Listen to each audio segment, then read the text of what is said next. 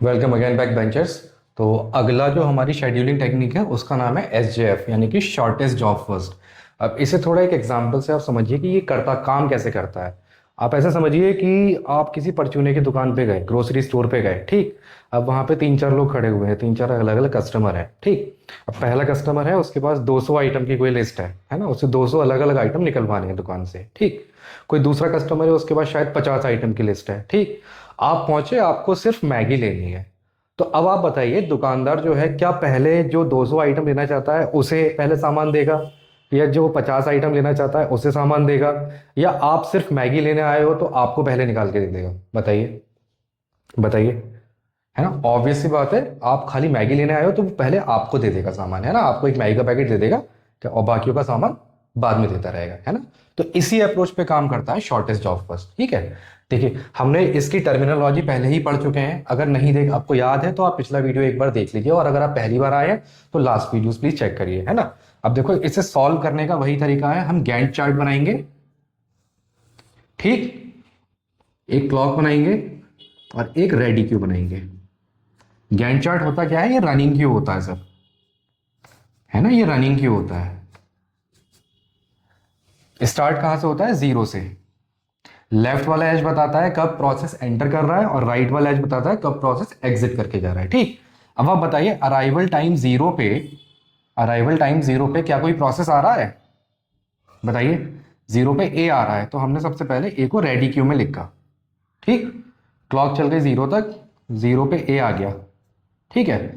अब बताइए ए का बर्स्ट टाइम कितना है। इसे जैसे हमने एग्जांपल लास्ट टाइम एफसीएफ में देखा था कि कोई टिकट कितने खरीदना चाहता है, तो मान लीजिए 3 टिकट खरीदना चाहता है ना। पहली बार आ रहा है ए, है ना।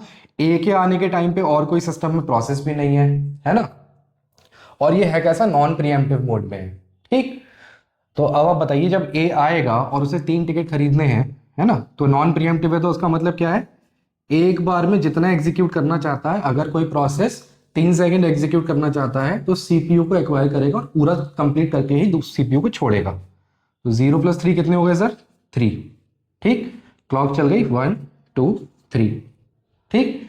अब अराइवल टाइम जब 1 2 और 3 रहा होगा तो BCDB सिस्टम में आ गए होंगे कि नहीं, बताइए। तो बी भी आ गया होगा, सी भी आ गया होगा, डी भी आ गया होगा। ए हमारा एग्जीक्यूट कर चुका है पूरा, ठीक है।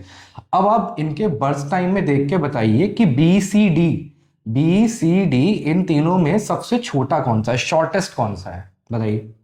शॉर्टेस्ट सर सी है कि नहीं है, सी है कि नहीं है, तो अगला मौका किसे मिलेगा, सी को। अब सी एग्जीक्यूट करेगा कितना, 1 सेकंड करना चाहता है तो इसमें एक जोड़ दीजिए, ठीक। ये आ गया सर 4, क्लॉक साइकिल चल गई 4 तक, सी एग्जीक्यूट कर गया, ठीक है। अब नेक्स्ट बताइए, नेक्स्ट किसका आएगा, अब बी और डी सिस्टम में बचे हुए हैं, है ना। बी का भी 2 है और डी का भी 2 है, क्या हो रहा है, दोनों के बर्स्ट टाइम क्लैश कर रहे हैं, इक्वल हो रहे हैं। तो जब ऐसी सिचुएशन आ जाती है तो हमें क्या करना है, हमें ये देखना है कि बी और डी में से पहले कौन आया था, फर्स्ट कौन अराइव हुआ था। तो फर्स्ट कौन आया था, बी पहले आया था, है ना। इसीलिए बी को अगला मौका देंगे हम। बी कितना एग्जीक्यूट करना चाहता है, 2 सेकेंड। ये किया तो ऐड करके ये हो गया 6, ठीक। बी यहां से खत्म। अब लास्ट पता है, ये लास्ट कौन सा बचा, सिर्फ डी बचा, तो अगला आ गया डी। कितना, डी का भी 2 ही सेकेंड, यहां पे लिखिए 2 और ऐड करके लिख दीजिए 8। ये हो गया सर फाइनल गैंट चार्ट, ठीक है। अब हमने कल बात करी थी कि राइट वाला जो है ये कंप्लीशन टाइम बता रहा है किसी भी प्रोसेस का, लेफ्ट वाला अराइवल है। अराइवल तो आपको दे ही रखा है ना। तो टर्न अराउंड टाइम बताइए ए के लिए कितना हो जाएगा, ए के लिए कंप्लीशन कितना है, 3 माइनस अराइव कब हुआ था, 0 पे, तो कितना आ गया, 3, ठीक है। अब बताइए बी के लिए, बी के लिए बताइए, बी के लिए कंप्लीशन टाइम कितना है, 6, तो बी के आ गया 6, और बी अराइव कब हुआ था, 1 पे, तो 6 - 1 5, ठीक है। सी के लिए बताइए, सी कंप्लीट हो रहा है 4 पे, तो ये आ गया 4, और सी अराइव कब हुआ था, 2 पे, तो 4 - 2 = 2। लास्ट डी, डी कब कंप्लीट हो रहा है, 8 पे, और सर अराइव कब हुआ था बताइए, 3 पे,